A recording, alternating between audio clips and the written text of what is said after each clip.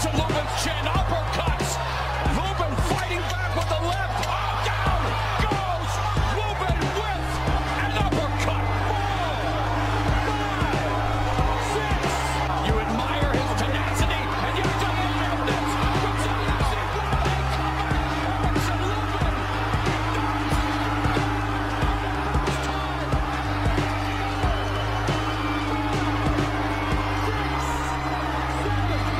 High trauma in Las Vegas. Lubin lighting up. Fundora with seconds left in the 7th. Are you kidding me? I don't like watching that. I ain't gonna lie to you, because like Erickson, my brother, like I really like mess with him like on a high level. But I mean, he showed heart. Him got heart. He fought to the end. His face was getting bigger and bigger and bigger. And you know, Coach Cunningham, he made a good decision by calling it when he did. Fundora, he's a volume puncher, and again, he's a sharp puncher, you know, and again, you know, he's a terrific fighter. I don't like watching it. I'm the type, I like to, I'm a boxer, so I like to hit it, don't get hit. So I don't like seeing like my brothers or somebody else go through like punishment. It looked like he was going through punishment tonight. Lubin's trainer decided to stop this fight. Did you think that that was a good decision for your opponent? I think so, because later on in the rounds, I swear, like, it shifted, his face shifted, like from round 1 to round 9, it completely morphed, and there's a lot of blood coming out, and he's a tough fighter. He was in the game the whole time, but there's no need to get hurt that much. First things first, I would like to say congratulations to Sebastian Fundora, and also I would like to say hopefully Erickson Lubin is okay. It would be hard to believe that he's not in the hospital somewhere right now. He looks like a mess, and this is a reminder of just how brutal boxing can be. I know us fans, a lot of times we like to say stuff like, oh, that guy's a bum, or, you know, he's a tomato can or whatever. Anybody that gets in that boxing ring deserves maximum respect from anybody that consider themselves a boxing fan. Every time those men get in the ring, this should definitely be a reminder they're putting their life on the line. This man's face is deformed. As Fundora himself said, his face from round 1 to round 9 was morphing into something else. He looks horrible. But this is definitely a reminder just how brutal boxing can be.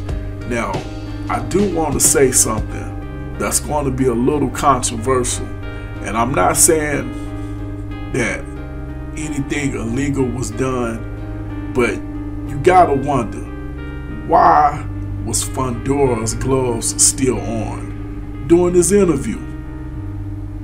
Normally, I'm not saying it's post-fight procedure like it's mandated, but normally, or maybe it isn't, I don't know, but normally when the fight is over, the first thing they do is cut them gloves off. They rip off the tape, they snatch them gloves off, and sometimes you'll even see them cut the tape off or whatever, the wrap. We didn't see that. Now, to be fair, like I said, I'm not saying anything was illegal was done. To be fair, if you watched Ryan Garcia's fight last night, which I did, I watched both fights, I watched both cards. He actually had his gloves on during the post fight as well. So I'm not saying anything illegal was done, but at the very least, it should be procedure that those gloves are especially when you post-fight inspected, which I'm assuming they are. But when you see somebody's face get mauled up like that, just to be safe, make sure it's no malfunctions. I'll say that to be on the polite side. No malfunctions going on with them gloves. That man, we could have witnessed the death last night. We really could have. And to be honest with you, it felt like that from like round 2 or 3 on. Whenever he got dropped, I think it was something like round 2, it kind of felt like this fight was gonna be real brutal. Unless somebody got stopped. And neither man would, you know, they had both of them had the will to just keep grinding. And that's the scary part. If his corner, if Cunningham wouldn't have stopped it, he might have gotten killed last night. All I'm saying is we gotta protect our fighters. Think about what happened to Miguel Cotto at the hands of Antonio Margarita. Think of the beating that he took. Thank God that his corners decided to stop that fight. He might have gotten killed. Or even better, think about what happened, or think about the beating that Irish Billy Collins took at the hands of Luis Resto. That could have been prevented. I mean, these are real life people. Antonio Margarita practically beat Miguel Cotto within an inch of his life. Right there in front of everybody's eyes. And if it wasn't for Nassim Richardson, Shane Mosley might have gotten done the same way. Think about that. And it was in front. He wrapped his gloves in front of Nassim Richardson. If he wouldn't have reached, for whatever reason, if he wouldn't have touched them gloves, I mean those wraps, they would have never knew. And because of that, they was able to figure out what happened to Miguel Cotto. But if he would have kept his gloves on the same way Ryan Garcia did, we would have never known. If Billy Collins' father, Billy Collins Sr., wouldn't have reached out and grabbed his gloves, Resto that is, if he wouldn't have reached out and grabbed his gloves, they would have never known. The commission was sleeping on the job. All I'm saying is, actually, what I'm not saying that Ryan Garcia or Fundora did anything wrong. I'm not saying that. I'm not accusing them of nothing. I'm just saying, shouldn't it be stricter rules when it comes to these people's lives? Somebody can get killed, and it could be from cheating, or it could be from just taking a beating. But don't you want to make sure it's not the first? At the very least, the corner men can step in and say, hey, that's enough. I get that part.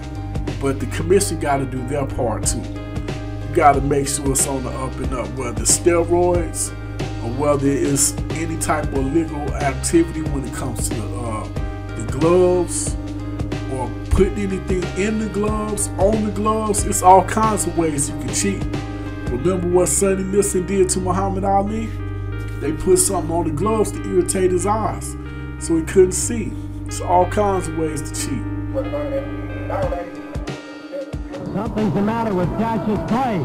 Something is the matter with Cash's play. As we were getting ready to start the 4th round, he is having trouble with his eyes. The bell sounds for the 5th round correction, and he is having trouble with his eyes. One of his trainers yelled there's something in Liston's gloves. Play is blinking, said he can't see. Got to do a better job to protect our fighters. That's all I'm saying. And that's pretty much all I got this Headbutts Unboxings on. Fight Doctor, hit that like button, hit that share button, hit that subscribe button. Hit me up in the comment section. Let me know, number one, did you enjoy the fight?